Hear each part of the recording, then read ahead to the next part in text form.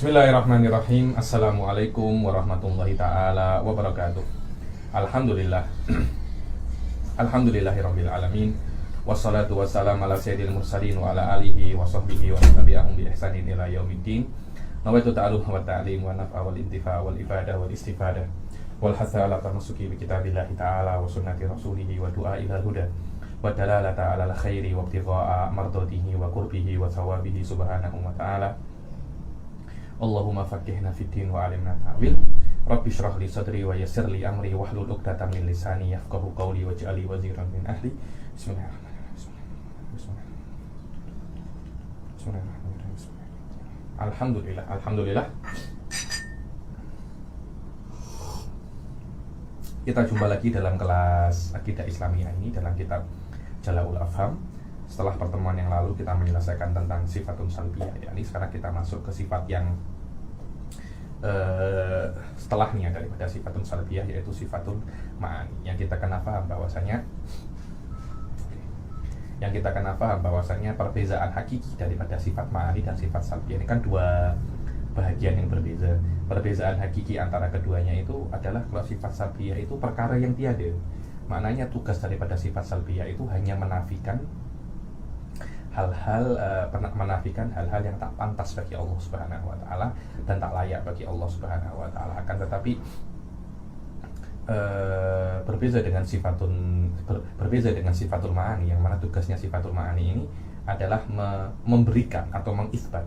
Maknanya kita berikan kepada Allah perkara-perkara yang mulia, macam itu maknanya. Sifat ma'ani tugasnya adalah memahamkan bagi kita bahwasanya Allah itu mempunyai sifat-sifat yang membuat Allah itu sempurna. Begitu pula sifat salbiyah memahamkan bagi kita bahwasanya Allah itu tak pantas sifat-sifat, ada beberapa hal yang tak pantas bagi Allah. Dan adat ahli sunnah wal jamaah itu biasanya kalau membahas tentang hal-hal yang berkaitan tentang sifatun salbiyah, tentang tanzih, maknanya mensucikan bagi Allah, kepada Allah, atas Allah hal-hal yang tak pantas bagi Allah, itu biasanya mereka itu detail, yakni Allah itu tak punya anak, Allah itu tak punya istri. Itu hal-hal semacam itu oleh syariat didetailkan. Karena itu ada yang namanya qidam, baqo. Padahal sebenarnya wajibul wujud sendiri itu sudah otomatis seperti yang dikatakan di dalam kitab Sanusiyah, bahwasanya wajibul wujud sendiri itu sebenarnya sudah bisa difahami daripada wajibul wujud itu sifatul qidam wal baqo. Sebenarnya seperti itu. Maknanya kita tak sebutkan qidam wal baqo pun, kita hanya sebutkan wajibul wujud pun, sebenarnya qidam wal baqo itu masuk di dalam wajibul wujud. Cuma kenapa disebutkan? Karena memang cara bagaimana ahli sunnah itu menjelaskan pasal sifat-sifat salbiyah ini detail. Hal-hal yang berkaitan tentang pensucian Allah, pensucian akal kita daripada hal-hal yang tidak layak bagi Allah itu harus didetailkan. Karena kalau kita hanya merasa cukup daripada sifat yang lebih umum tanpa menyebutkan sifat yang lebih khusus, kadangkala itu orang itu tak paham. Nah, tak paham di dalam ilmu akidah ini berbahaya. Anda tak paham di dalam fikih mungkin berdosa, tapi tak paham di dalam akidah, resikonya itu kufur. Resikonya itu apa? Kufur. Minimal kalau berdosa pun jelas level dosanya itu jauh lebih besar daripada Anda tersilap paham di dalam fikih. Karena yang namanya dosa itu berlevel-level ya. Karena itu di dalam Islam ada yang namanya dosa kecil dan dosa besar. Maknanya ada dosa yang pekat, ada dosa yang nipis. Di dalam dosa besar pun ada yang berlevel-level, ada dosa-dosanya paling tinggi, ada yang di bawah tinggi, terus macam-macam. Yang paling tinggi syirik. Maknanya hal-hal yang berkaitan tentang akidah itu silap sikit saja berbahaya. Karena itu para ulama ahli sunnah itu tidak cukup untuk menyebutkan akidah-akidah yang tak pantas bagi pada Allah yang wajib kita yakini itu dengan perkara yang umum, akan tetapi lebih didetailkan agar kita itu tak tersilap paham. Berbeza dengan hal-hal yang berkaitan dengan memberikan kesempurnaan bagi Allah seperti sifatul ma'ani itu tolak ukurnya adalah memberikan hal-hal yang memberikan hal-hal yang sempurna kepada Allah Subhanahu wa taala, minimal di dalam akal kita. Itu ahli sunnah itu siap ya.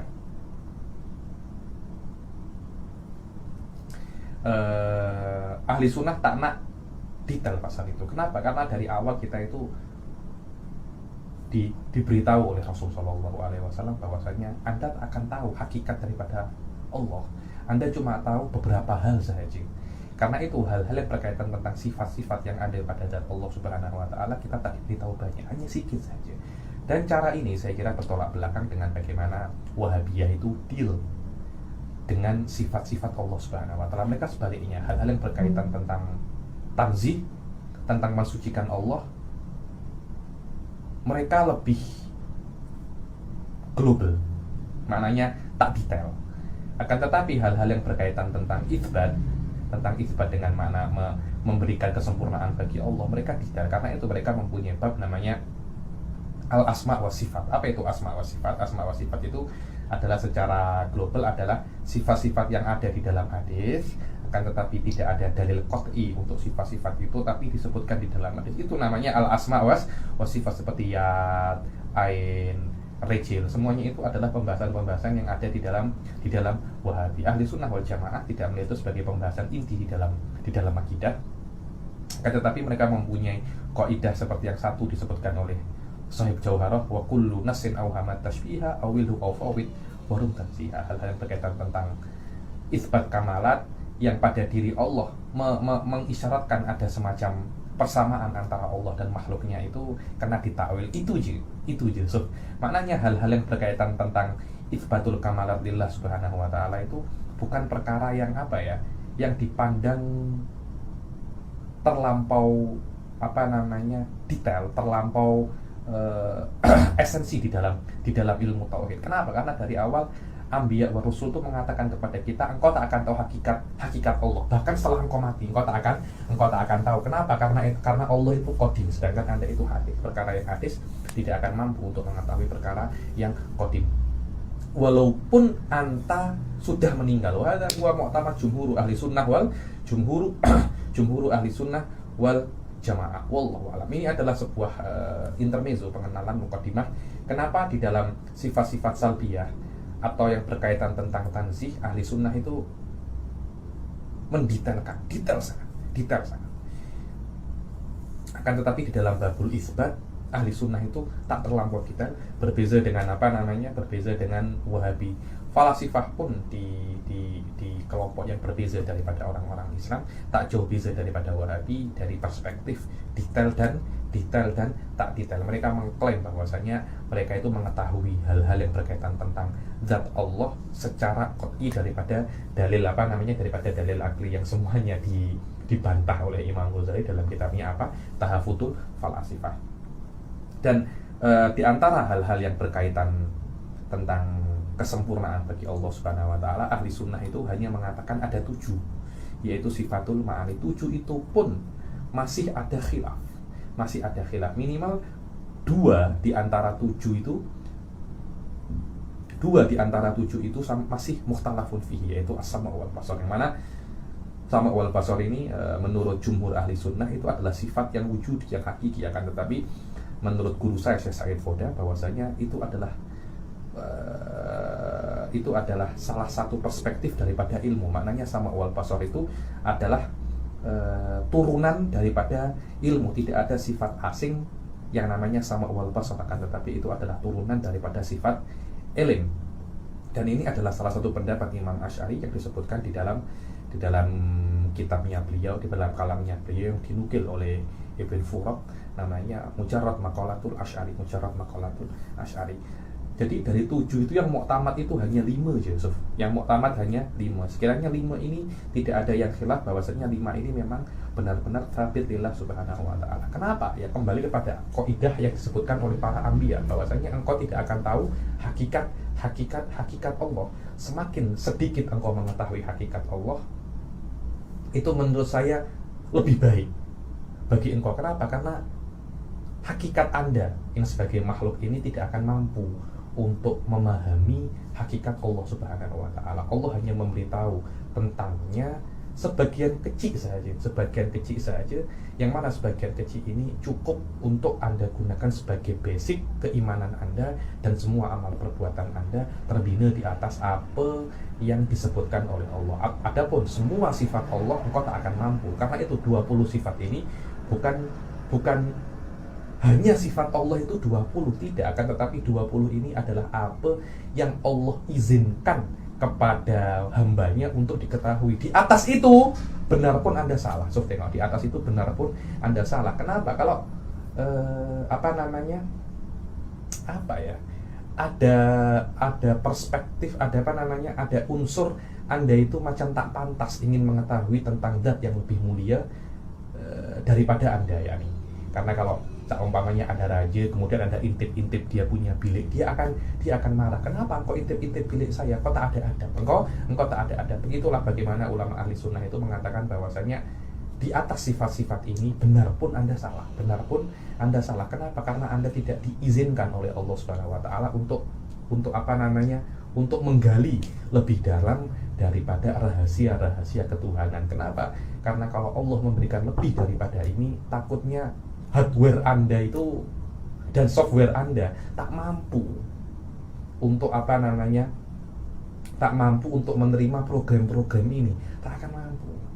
Mungkin nanti ketika Anda sudah meninggal, hardware Anda juga akan di-update oleh Allah. Allah akan memberikan sedikit lebih banyak daripada apa yang Anda ketahui daripada yang ada di dunia. Itulah yang dinamakan oleh para ahli sunnah dengan nama ru'yatullah. Maknanya Allah akan memberikan Anda ilmu yang lebih banyak daripada tentang Allah, ya, daripada sifat 20. Contohnya mungkin nanti di akhirat Allah akan memberikan lebih daripada sifat 20 tentang Allah Subhanahu wa taala yang Anda ketahui di dunia, ya. Di dunia Anda hanya mengetahui sifat 20, nanti di akhirat Allah Subhanahu wa taala akan akan lebih, Allah Subhanahu wa taala akan lebih memberitahu kepada Anda tentang sifat-sifat Subhanahu wa taala. Jayyid jiddan.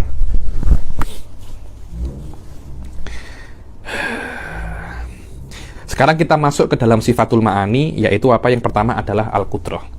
Kita tak akan bahas semuanya sifatul ma'ani, saya usahakan untuk minimum kita sampai sifat as-sama wal basar. As-sama wal basar, kalau terlampau banyak nanti malah tak faham. Al-qudrah, apa itu qudrah? Hiya sifatun. Hiya apa? Sifatun. Kata-kata sifat ini, dia ini nakirah. Dia ini apa? Nakirah. Makna nakirah ini dia tak tampak. Dia tak tampak dan tidak diketahui. Karena itu dia itu nakirah, berbeza dengan kawannya yang namanya ma'rifah. Dikatakan dia itu ma'rifah karena dia itu masyhur dan ma'ruf dan boleh untuk diketahui. Dikatakan sifat, maknanya dengan uslub nakirah untuk isyarat bahwasanya engkau tak akan tahu hakikatnya. Yang engkau tahu bahwasanya qudrah itu adalah sifat itu je, sebuah sifat.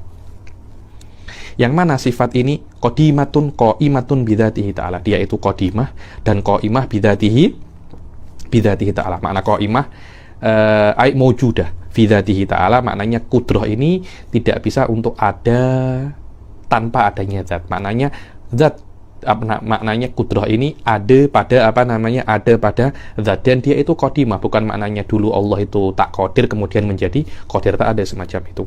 Yujidu biha wa yu'dim, maknanya dengan qudrah inilah Allah itu menciptakan. Maknanya qudrah ini lawazimnya taksir. Taksir maknanya itu menciptakan dan mentiadakan. Secara jumhur ulama bahwasanya memang qudrah ini mempunyai mempunyai guna, kalau secara terjemah bebasnya ya, gunanya qudrah pada zat Allah itu untuk menciptakan. Itu secara ittifaq, sepakat ahli sunnah seperti itu. Adapun ada pendapat lain mengatakan juga kalau qudrah itu bisa untuk mentiadakan. Bisa untuk apa? Mentiadakan. Maknanya kalau Allah itu nak menghancurkan sesuatu, nak menciptakan dunia menggunakan qudrah, nak menghilangkan dunia, yu'dim itu kan menghilangkan. Nak menghilangkan dunia macam mana? Dengan qudrah. Ini ada khilaf indah ahli sunnah, kan tetapi jumhur Asy'ariyah, majority ulama ahli sunnah itu mengatakan bahwasanya wadhifah asasiyah, guna asasiyah daripada qudrah itu hanya menciptakan saja. Adapun menghancurkan, Allah tak pakai qudrah. Tapi bagaimana stop menggunakan kudroh. Suf, tengok. Macam mana itu Habib? Iya, jadi semacam ini, Suf. Contohnya manusia. Manusia itu ada dua hal pada manusia. Yang pertama adalah tubuhnya manusia dan sifat-sifat yang ada pada manusia seperti detak jantungnya, nafasnya, atau kalau di dalam bahasa mantiknya dikatakan jisim wal arad. Jisim wal arad. Ada jauhar wal arad. Manusia terdiri daripada dua hal ini. Kalau Allah nak ciptakan manusia, mudah, Allah tinggal ciptakan badannya manusia dan semua sifatnya. Yang mana hakikat daripada sifat itu, dia akan terus ada, kemudian tiada. Jadi ketika Allah itu contohnya memberikan nafas ya, hakikat daripada nafas itu sekarang bernafas, kemudian tidak. Bernafas, tidak. Jadi menghirup, melepaskan, menghirup, melepaskan. Begitulah yang namanya arad. Dia akan ada pada detik pertama, kemudian pada detik kedua dia akan tidak ada, kemudian Allah terus menciptakan arad-arad yang lain. Maknanya Allah akan terus menciptakan detak jantung, Allah akan terus menciptakan nafas-nafas kita detik per detik. Maknanya detak jantung yang pertama itu bukan detak jantung yang kedua. Detak jantung yang pertama adalah nikmat, detak jantung yang kedua adalah nikmat, ketiga adalah nikmat, keempat adalah nikmat. Begitu pula nafas-nafas yang ada ini, nafas yang pertama adalah nikmat, yang kedua adalah nikmat, terus seperti itu. Yang mana tubuh manusia tidak akan ada kecuali dengan nikmat-nikmat ini yang terus diciptakan oleh Allah detik per detik. Ketika Allah itu nak mematikan manusia, Allah tinggal tidak menciptakan nikmatnya. Ini namanya i'dam.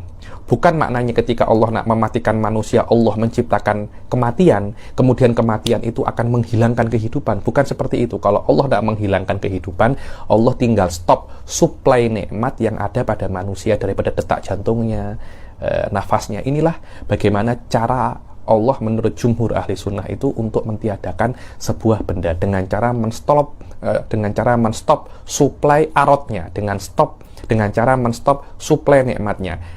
Allah memberikan supply nikmat kepada manusia, kepada alam semesta. Di dalam ulama sufiyah dikatakan madad ya Allah.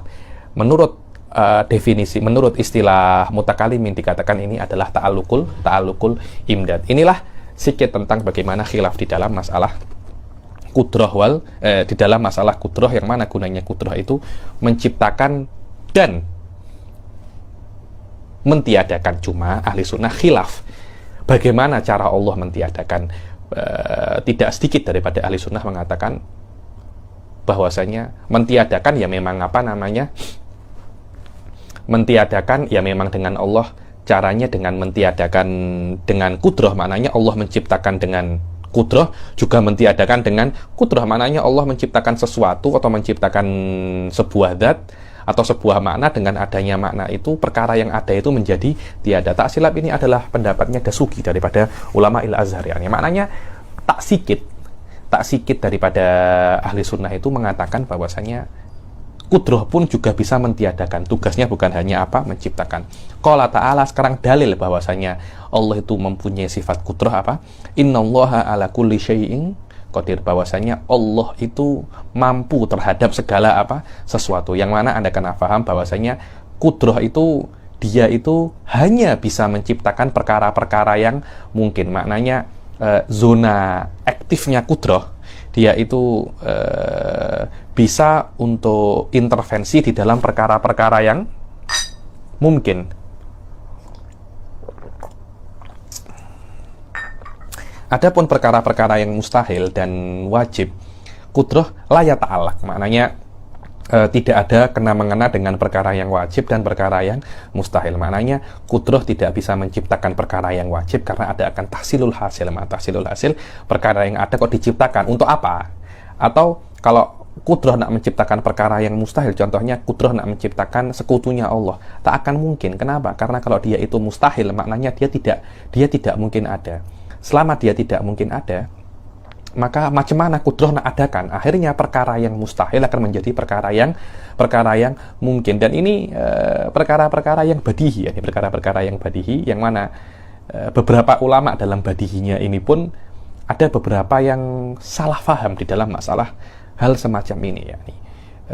Karena itu para ulama ahli sunnah itu mengatakan bahwasanya memahami ahkamul aqliyah ini unsur yang paling penting di dalam ilmu akidah. Kita tengok bagaimana Ibn Hazm al-Andalusi silap faham di dalam masalah ini, dan beliau itu mengatakan di dalam salah satu kitabnya dan dinukil oleh Imam Sanusi, dan Imam Sanusi Sahib Umul Barohin mengkritik Ibnu Hazm dalam kitabnya bahwasanya beliau mengatakan bahwasanya kalau Allah itu nak punya anak, Allah pasti boleh. Loh, punya anak bagi Allah itu mustahil. Punya anak bagi Allah itu mustahil. Maknanya Allah kudrahnya tidak ada kena-mengena untuk agar Allah itu mempunyai anak. Kenapa? Karena ini adalah mustahil bagi Allah. Kalau anak mungkin bagi Allah, maknanya anak itu bukan mustahil, tapi perkara yang mungkin. Ketika perkara yang mungkin, kudrah akan bisa intervensi di dalamnya kan. Tapi karena anak itu mustahil bagi Allah Subhanahu wa taala, maka kudrah itu tak ada kena-mengena dengan membuat bagi Allah itu anak. Ibn Hazm tersilap faham di sini, padahal Anda tahu Ibn Hazm itu salah seorang ulama yang sangat best sekali kalau Anda belajar fikih komparasi, fikih muqaron. Kitabnya Ibn Hazm itu termasuk referensi yang paling muktamad, yaitu namanya Al-Muhalla fil Athar, tentang sebuah ensiklopedia di dalam masalah fikih muqaron, terutama di dalam mazhab adz-dzahiriyah kan. Tetapi memang di dalam masalah akidah ada beberapa mukhalafat, yakni belum tentu orang itu alim di dalam fikih, dia alim di dalam akidah. Belum tentu orang itu alim di dalam hadis, dia alim di dalam fikih. Itu hal-hal yang berbeza-beza, semua mempunyai majalnya masing-masing. Anda akan menjadi offset kalau Anda itu mungkin, oh saya ini alim bahasa, cakap pasal akidah. Oh saya ini alim akidah, cakap pasal bahasa. Itu semuanya akan offset. Kenapa? Karena itu bukan bidang Anda. Akan terlepas dan akan tersilap Anda di situ. Confirm itu. Cuma ya ujian Allah pada dunia ini, tersilap di dalam perkara-perkara agama ini tidak ada hukumnya di dunia, ya nih. Tidak ada yang masuk penjara, tidak ada apa. Saya tengok banyak orang-orang itu tersilap pasal agama dimanapun, bukan hanya di Indonesia dan di Malaysia, dimanapun ada tersilap pasal agama. Jarang saya tengok karena tersilap cakap pasal agama, atau mungkin dia bukan orang ahli agama, cakap pasal agama kemudian masuk penjara, tak ada. Coba dokter, bukan dokter tapi cakap pasal dokter, tulis apa? Tulis resep dokter. Anda bukan dokter tapi Anda tulis resep dokter, tak akan sampai 2-3 hari pasti datang polis akan tangkap Anda. Coba Anda bukan orang ahli fikih, cakap pasal fikih. Saya sampai sekarang saya belum pernah tengok ada problem di situ. Kenapa? Karena banyak pada zaman sekarang itu orang-orang itu macam meremehkan pasal agama. Dan ini adalah ujian dari Allah bagi kita, ya. Memang tak akan ada hukum secara langsung di dunia, tapi ingat, ada hukum lain selain hukum dunia, tahu? Hukum di akhirat. Belum tentu tidak ada hukum di dunia, tidak ada di akhirat. Belum tentu itu. Belum tentu ada hukum di dunia, Anda juga sama dihukum di akhirat. Itu belum tentu. Tidak ada talazum bainahuma. Ini adalah perkara yang kena kita fahami, yani wallahu alam. Wa qala ta'ala wa ma kana Allah liyu'jizahu min syai'in fis samawati wala fil ardi innahu kana aliman qadira. Dibilang tidak ada sesuatu pun yang boleh membuat Allah itu lemah di dunia atau di akhirnya. Allah tak mampu buat sesuatu di dunia, tidak ada. Semua hal Allah boleh buat di dunia, di langit, di bumi dan di langit. Allah mampu semua. Innahu kana aliman qadira. Allah itu maha tahu dan maha mampu. Allah itu maha tahu dan maha mampu. Kemudian setelah sifatul qudrah adalah sifatul iradah. Anda kena paham ya, sifatul iradah ini menurut saya sifat yang sangat esensi sekali. Mungkin termasuk sifat yang paling penting di antara sifat-sifat yang 20 ini. Kenapa? Karena di dalam iradah ini akan ada banyak sekali khilaf antara firaq, yakni bahkan Syekh Said Foda itu mengatakan hampir setiap firqah daripada firqah Islamiyah, golongan Islam atau tak Islam itu mempunyai problem di dalam masalah di dalam masalah iradah. Free will. Keinginan yang mutlak tidak akan bisa untuk difahami kecuali menurut madhab ahli sunnah wal jamaah. Mu'tazilah pun punya problem pasal iradah, Wahabi pun punya problem masalah iradah, Falasifah pun punya problem masalah iradah. Hampir semua orang itu, hampir semua firqah itu mempunyai problem pasal iradah. Kenapa? Karena menurut mereka iradah itu tidak seperti yang difahami oleh ahli sunnah. Adapun menurut ahli sunnah, apa itu iradah? Iradah itu adalah keinginan. Apa itu keinginan? Keinginan itu adalah di dalam ahli sunnah sifat Allah yang maknanya iradah itu adalah takhsisul mumkin. Apa itu takhsisul mumkin? Allah dengan iradahnya mengkhususkan sesuatu itu dengan sebagian sifat yang mampu sesuatu itu untuk menerima. Contohnya ini adalah MP3. MP3 ini mempunyai sifat. Dia persegi panjang, warnanya hitam. Di sini ada merahnya, kemudian juga di sini ada merah, kemudian tombolnya ini putih. Ini adalah sifat yang boleh diterima oleh MP3 dari banyak sekali possibility. MP3 ini boleh bulat tahu, boleh persegi 3, boleh persegi 6. Dari banyak sekali possibility dikhususkan possibility persegi panjang. Begitu pula warnanya itu ada hitam, bisa merah, bisa kuning, bisa biru. Dari banyaknya possibility itu, kalau di warna, dipilih warna apa namanya? Dipilih warna hitam. Itulah yang namanya iradah. Itulah yang namanya apa? Iradah. Yang maknanya iradah adalah Allah mengkhususkan sesuatu yang mungkin dari beberapa sifat yang mungkin dia terima. Dari yang mungkin dia terima, Allah ambil salah satu. Bumi ini seperti bola. Mungkin saja bumi ini seperti sosis, seperti samosa, seperti ada orang Habib, bolehkah bumi seperti karipap? Boleh, tidak ada masalah. Cuma daripada bentuk-bentuk yang ada ini, Allah mengkhususkan bumi ini sebagai apa namanya?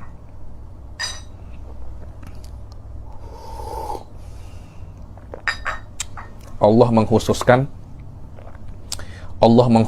bumi ini dalam bentuk bola, ya, dalam bentuk bola. Itulah yang namanya taksis. Dan ketika Allah itu mengkhususkan bumi ini dalam bentuk bola, terus bumi ini bisa ada, bisa tiada. Allah mengkhususkan bumi ini ada daripada ketiadaannya. Allah mungkin saja untuk tidak menciptakan bumi.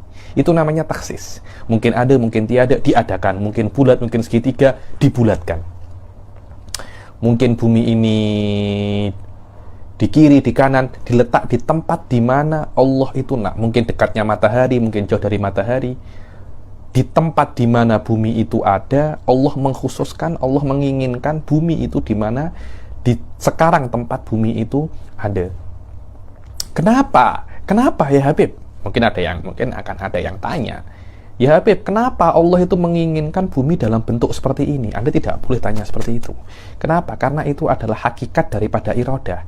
Kenapa Allah menginginkan bumi itu bentuknya bulat? Ya karena memang itu keinginannya Allah. Sebabnya apa? Wallah, kalau sebabnya la yus'alu amma yaf'al wa hum yus'alun. Allah tidak ditanya kenapa Allah itu nak. Kita ditanya kenapa kita itu nak. Tengok. Allah itu tidak ditanya kenapa Allah itu nak, tapi kenapa kita berbuat, kita ditanya. Kenapa? Karena perbuatan kita itu semuanya dikontrol oleh Allah dan masuk kepada keinginan Allah. Berbeda dengan perbuatan Allah, tidak ada sesuatu apapun yang bisa mengontrol perbuatan Allah Subhanahu wa Ta'ala. Sebagian daripada firqah diantaranya Mu'tazilah itu mengatakan bahwasanya yang namanya iradah itu dia bukan pure keinginan, tapi ada unsur di dalamnya itu maslahat. Maknanya Anda tidak akan menginginkan sesuatu kecuali ada maslahatnya. Contohnya, pada jam ini Anda melihat kelas saya. Kenapa? Di antara banyak kemungkinan, mungkin Anda tengok film Korea, mungkin Anda tengok anime, mungkin Anda tengok film Hollywood, Bollywood, ada lagi saya dengar katanya ada lagi yang namanya Tollywood, yang namanya Tollywood. Dari banyaknya kemungkinan ini, kenapa Anda tengok kelas saya? Pasti ada maslahah di dalamnya, bukan hanya pure keinginan, ada yang namanya maslahah. Tengok. Jadi di dalam yang namanya keinginan itu ada unsur ditambahi plus dengan maslahah yang mana maslahah itu akan kembali kepada diri Anda. Begitu pula Allah Subhanahu wa taala ketika menciptakan sesuatu itu ada semacam maslahah bagi dirinya. Itu menurut siapa? Menurut Mu'tazilah. Hal semacam ini langsung ditolak oleh ahli sunnah. Dibilang kalau memang Allah itu ada maslahah, maknanya Allah itu memerlukan kepada selain Allah Subhanahu wa taala, dan itu bertentangan dengan hakikat daripada kesempurnaan. Apa itu kesempurnaan? Bahwasanya makna kesempurnaan adalah Allah tidak bergantung kepada selainnya. Kalau Allah bergantung kepada selainnya, itu maknanya Allah itu tidak sempurna. Apapun yang menjadi kesempurnaan kepada Allah, tidak bergantung kesempurnaan itu kepada selain Allah. Kalau kesempurnaan Allah bergantung kepada selain Allah, itu namanya tidak sempurna, itu namanya kekurangan.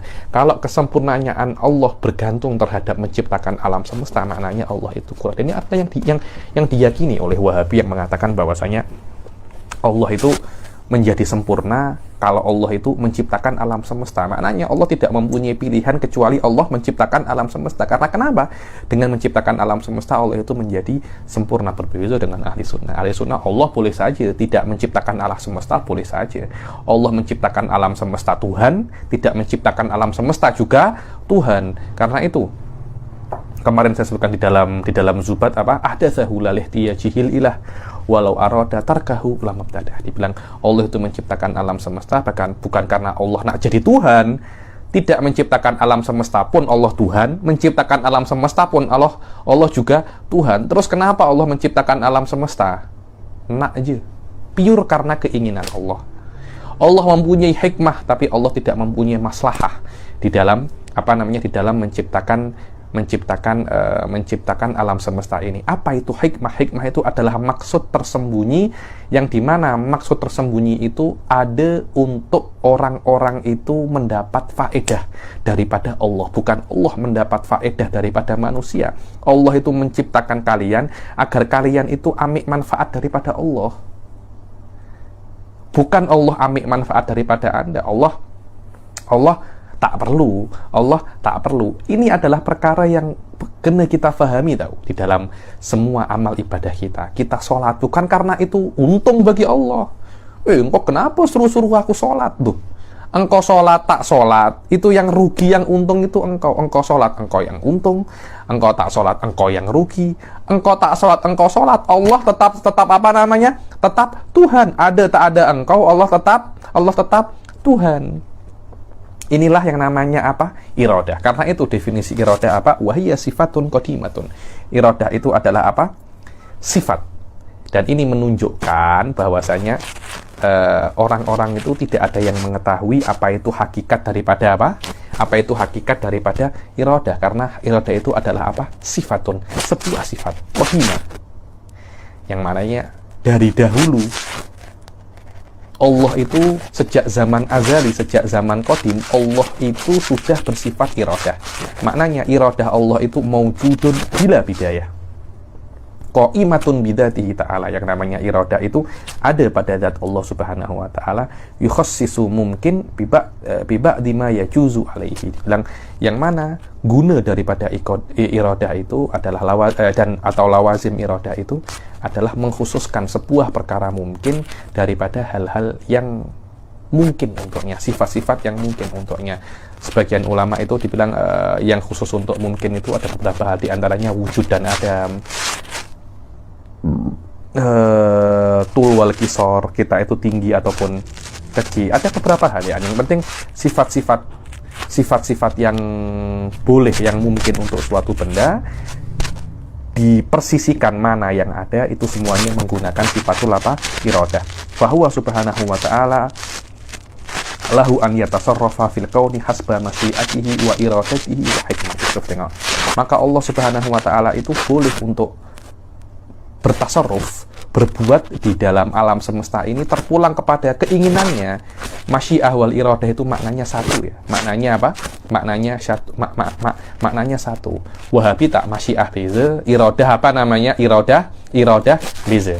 Ahli sunnah tak masyiah dan iradah itu sama. Hikmah apa? Hikmah itu adalah biasanya juga dinamakan iradah juga, cuma biasanya hikmah itu adalah maksud tersembunyi daripada alam semesta, yang maksud ini kembali kepada maslahat kepada manusia. Jadi apa hikmah daripada sholat? Untuk mendidik jiwa Anda, bukan untuk Allah ambil untung daripada sholat Anda, bukan seperti itu. Untuk mendidik untuk mendidik jiwa Anda. Jiwa Anda tidak mendidik atau terdidik, itu semuanya terpulang kepada Anda, keuntungan dan kerugian Anda. Terdidik atau tidak terdidik, Allah tidak akan untung dan tidak akan tidak akan rugi. Fayaj'alu hadza tawilan au qasiran. Maka Allah itu bisa menjadikan perkara ini panjang, perkara ini pendek, hasanan au qabihan, baik ataupun buruk, au aliman au jahilan, hasanan au qabihan. Ini sebuah isyarah daripada Sayyid Muhammad bahwasanya hasan au qabih itu semuanya terpulang kepada Allah Subhanahu wa taala. Baik dan buruk itu terpulang kepada Allah. Perkara yang baik yang dipuji oleh Allah, yang dipuji oleh syariat. Perkara yang buruk itu adalah yang tidak dipuji oleh Allah, yang tidak dipuji oleh syariat. Berbeza dengan beberapa firqah yang mengatakan bahwasanya baik dan buruk itu terpulang kepada akal. Maknanya apa yang akal tengok baik dia baik, yang tengok buruk dia buruk. Tidak seperti itu. Baik dan buruk dengan makna mendapat pahala atau mendapat dosa itu semuanya terpulang kepada Allah Subhanahu wa taala. Au aliman au jahilan, atau ini orang ini alim ataupun jahil, pandai ataupun bodoh, di tempat ini atau di tempat yang lain. Pada saat ini Anda tengok video saya atau tidak tengok video saya, semuanya itu terpulang kepada Allah Subhanahu wa ta'ala. Karena itu para habaib itu selalu meminta kepada Allah itu taufik. Apa itu taufik? Taufik itu adalah Allah menginginkan kepada kita itu kita ada di dalam perkara yang taat. Kenapa? Karena kita taat atau tidak taat itu semuanya terpulang kepada keinginan Allah Subhanahu wa ta'ala. Dan kita meminta, ya Allah, inginkanlah kami dalam ketaatan. Itulah yang namanya apa? Taufik. Qala ta'ala, innama qauluna li syai'in idza aradnahu an naqula lahu kun fayakun. Dalil nakli Allah itu mempunyai sifat iradah adalah idza aradnahu. Dibilang kalau kami ini nak sesuatu, kami cuma tinggal cakap apa? Kun fayakun. Wa qala ta'ala wa rabbuka yakhluqu ma yasha'u wa yakhtar. Dibilang Allah itu menciptakan apa yang Dia nak, ma yasha'. Di sini maknanya al-iradah wal masyiah itu sama. Wa yakhtar, dan Allah pilih mana yang nak. Maka lahumul khiyarah. Mereka tak ada pilihan. Loh, memang beberapa isu kita tak punya pilihan. Isu kita lahir di mana? Anda ada pilihan? Saya orang Indonesia, apakah saya ada pilihan? Oh, saya nak jadi orang Amerika, tak ada pilihan. Saya nak jadi orang Europe, tak ada pilihan. Sudah, maka lahumul khiyarah. Salat itu lima waktu. Anta tak ada pilihan. Subhanallah wa ta'ala amma yusyrikun. Qulillahumma malikal mulki tu'til mulka man tasha' wa tanzi'ul mulka mimman tasha'. Dibilang, wahai ya Allah, malikal mulki, raja daripada segalanya, Engkau memberi kekuasaan man tasha', kepada siapa yang Engkau nak, man tasha', dan Engkau ambil kekuasaan dari siapa yang Engkau nak, wa tu'izzu man tasha' wa tudhillu man tasha' biyadikal khair innaka ala kulli syai'in qadir. Wa qala ta'ala lillahi mulkus samawati wal ard yakhluqu ma yasha'u wa yahabu liman yasha'u inatha wa yahabu liman yasha'u dhukur. Dibilang Allah itu menciptakan apa yang Dia nak.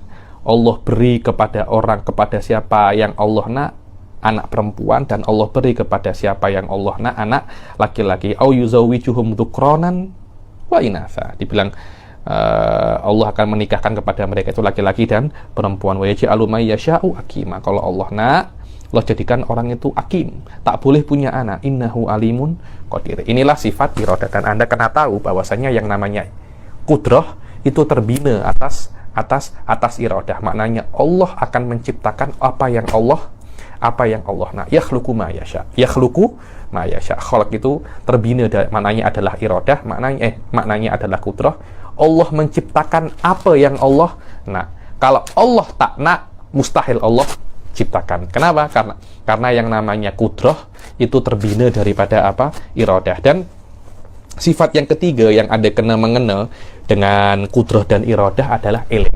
Apa itu ilm? Ilm adalah sebuah sifat, yang mana sifat itu, dengan sifat itu biasanya diibaratkan dengan kata yang kasyif. Mana yang kasyif itu, karena ada ilmu ini, segala hal yang ada di dunia ini, perkara segala hal yakni mungkin, mungkin, mustahil dan wajib, semua itu akan diketahui hakikatnya oleh Allah Subhanahu wa taala. Berbeza dengan kita ini tidak tahu hakikat.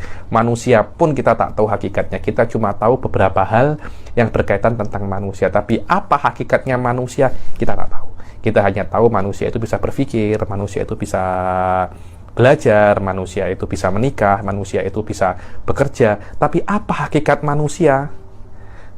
Pasti cakap, apa itu manusia? Hayawanun natik. Guru saya Mbak Udon tuh pasti ketika nak mocking manatikoh itu, engkau ini belajar mantik hanya tahu hayawan natik je, hanya tahu hayawan natik je. Memang hayawan natik yang dikatakan oleh para manatikoh itu sebagai hakikat daripada manusia itu hanya contoh je. Manusia itu tidak mungkin yang dimuliakan oleh Allah, laqad karramna bani Adam, dikatakan hakikatnya adalah hayawanun natik. Nanti ada yang tak setuju, orang-orang Syiah cakapnya, ada satu orang namanya Syekh Ali Abud, salah seorang muridnya Kamal Haidari, seorang ulama Syiah sekarang, mengatakan bahwasanya definisi manusia itu hayawan filosof. Allah yakhrib baitak. Hayawan filosof, bukan hayawan natik, tapi apa? Hayawan filosof. Apa itu filosof? Karena manusia itu bisa untuk abstraksi perkara-perkara yang kulli, ya, di perkara-perkara yang kulli, berbeza dengan selain manusia. Hewan-hewan itu tidak bisa untuk abstraksi, manusia boleh abstraksi, dan abstraksi itulah yang dikatakan di dalam ilmu filsafat namanya makulat falsafiyah. Karena itu didefinisikan manusia itu hayawan apa? Hayawan filosof. Alamak, saya bilang lah hayawan filosof wala tailosof wala syek. Definisi manatikoh hayawan natik itu hanya sebagai contoh saja, bukan itu hakikat daripada manusia. Yang mengetahui hakikat daripada manusia hanya Allah Subhanahu wa taala. Contoh yang digunakan oleh manatikoh hanya agar kita itu memahami ilmu mantik, dan digunakan untuk memahami apa itu hudud, apa itu kulliyatul khomes, apa itu di dalam bab-bab yang mantik. Dalam bab-bab di dalam mantik digunakan hayawan natik ini untuk memahamkan bab-bab itu, bukan maknanya hakikat daripada manusia itu adalah hayawanun natik. Itu je sebenarnya, itu je. Maka ilmu Allah itu ketika yata'allaq bisyai', maka ilmu Allah itu akan sampai ke mana namanya, ke dalam-dalamnya, dan mengetahui segala yang berkaitan tentang benda itu. Kan itu yang kasyif inkisyafan taman, sekiranya tidak mungkin berbeza dengan apa yang diketahui oleh ilmu Allah Subhanahu wa ta'ala. Karena itu al-ilm huwa sifatun, sebuah sifat, menandakan bahwasanya hakikat daripada sifat ini tidak kita ketahui qadimah. Maknanya sifat Allah itu yang namanya ilm itu tidak ada awal, qaimatun bidzatihi, ada pada zat Allah Subhanahu wa ta'ala. Ya'lamu bihal asya, yang mana dengan ilmu itu Allah itu mengetahui asya, semua perkara yang mustahil, perkara yang mungkin, perkara yang wajib, semuanya diketahui oleh Allah Subhanahu wa ta'ala. Qala ta'ala innallaha bikulli syai'in alim, bahwasanya Allah itu mengetahui segala sesuatu. Bikulli syai'in alim, bikulli syai'in. Kata-kata syai' ini ada dua makna syai', ya. Makna syai' itu kadangkala perkara yang ada atau perkara yang bisa disebut. Karena itu syai' daripada masyi' yang diinginkan, atau Syekh Said pernah mengatakan syai' itu alladhi yumkin an yudhkar, sesuatu yang bisa disebut namanya apa? Syai'. Ada apa tidak ada, yang penting bisa disebut, itu namanya syai'. Maknanya Allah mengetahui segala sesuatu yang bisa disebut, apapun itu. Maknanya segala sesuatu ada atau tidak ada, Allah apa? Mengetahui segalanya. Wa qala ta'ala wa annallaha qad ahata bikulli syai'in ilma, bahwasanya Allah itu sudah ahata. Mana ahata itu menguasai dan mengetahui segala hal sampai ke detail-detailnya. Wa qala ta'ala wa indahu mafatihul ghaib la ya'lamuha illahu wa ya'lamu ma fil barri wal bahr, dibilang, dan Allah itu mempunyai mafatihul ghaib. Mafatih maknanya kunci-kunci yang gaib, kunci-kunci perkara yang gaib yang tidak diketahui, yang tidak mengetahuinya kecuali apa? Allah Subhanahu wa taala. Allah mengetahui apa yang ada di darat dan ada yang di laut. Wa ma tasqutu min waraqatin illa ya'lamuha. Dibilang tidak ada satu daun pun yang jatuh kecuali Allah tahu. Dan tidak ada satu habbah, satu biji pun fi dhulumatil ardi, di kegelapan bumi, di pelosok, di dalam-dalam goa, kecuali Allah mengetahuinya. Wala rotbin, perkara yang basah, perkara yang kering, illa fi kitabim mubin, kecuali sudah di dalam lauhil mahfud, dan semuanya ditulis dengan ilmu Allah Subhanahu wa taala, dan Allah semua mengetahuinya. Wa qala ta'ala wa laqad khalaqnal insana wa na'lamu ma tuwaswisu bihi nafsuh. Dan kami ini sudah menciptakan manusia, dan kami tahu apa yang mewaswah, apa yang mengganggu jiwanya. Kami ini tahu semuanya, katanya. Wa nahnu aqrabu ilaihi min hablil warid, dan kami ini lebih dekat daripada nadinya, maknanya apa yang manusia lakukan kami ini tahu, cuma kami ini tak buat apa-apa, kami tak ada pada di dunia, nanti semua hisabnya akan di akhirat. Karena itu ahli sunnah mengatakan Allah itu yumhil wala yuhmil, Allah itu beri kesempatan kepada manusia yang tak bertaubat untuk bertaubat selagi dia bisa. Bukan maknanya Allah tak buat apa-apa, Allah itu mengabaikan, tak, semua dicatat oleh Allah. Allah semua tahu, tak dibalas sekarang karena akan ada hisab pada hari kiamat.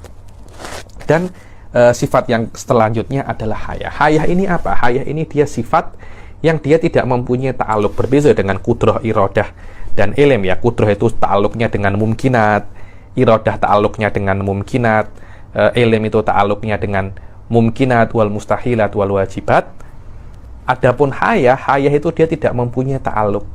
Akan tetapi dengan adanya haya ini, Allah itu boleh bersifat ilm, iradah, dan kudrah. Kenapa? Karena kalau tidak ada haya, maknanya ini bukan perkara yang hidup. Tuhan itu bukan perkara yang hidup. Kalau Tuhan bukan perkara yang hidup, dia tidak akan mempunyai sifat kudrah, ilm, dan iradah. Karena yang mempunyai kudrah, ilm, dan iradah, dia itu harus perkara yang hidup. Ini, dinding ini, dia tidak mempunyai kudrah, ilm, dan iradah. Selama dia tidak mempunyai kudrah, ilm, dan iradah, dia juga tidak hidup.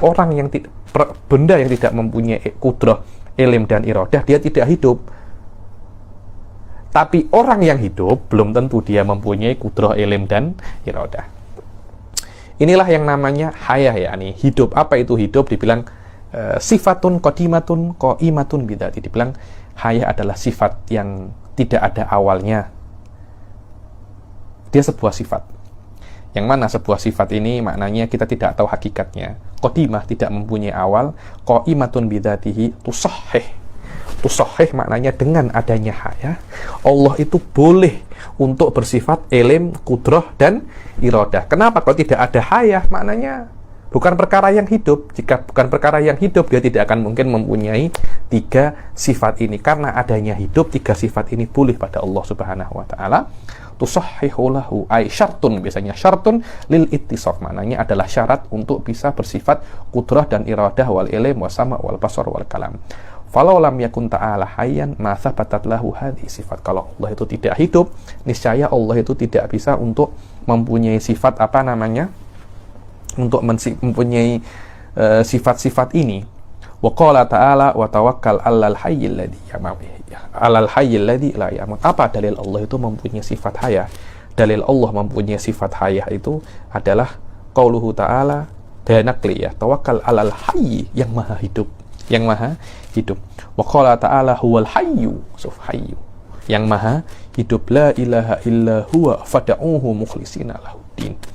Wa qala ta'ala wa anatil wujuh, makna anat ay khada'atil wujuh lil hayy, yang maha hidup. Semua wajah ini akan tunduk baik kepada yang maha hidup dan qayyum, yang maha menciptakan langit dan bumi. Yang langit dan bumi perlu kepadanya dan dia tidak perlu kepada langit dan bumi. Empat sifat ini, iradah, kudrah, ilm, dan haya, dibilang sifat yang bisa diketahui dengan akal.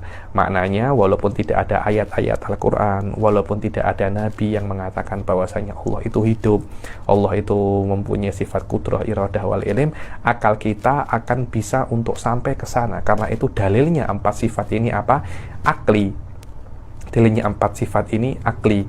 Dari sini beberapa ulama ahli sunnah, diantaranya separuh daripada ahli sunnah, bukan beberapa, separuh, setengah daripada ahli sunnah, yaitu Maturidi, yang madhabnya Maturidi, mengatakan bahwasanya walaupun tidak ada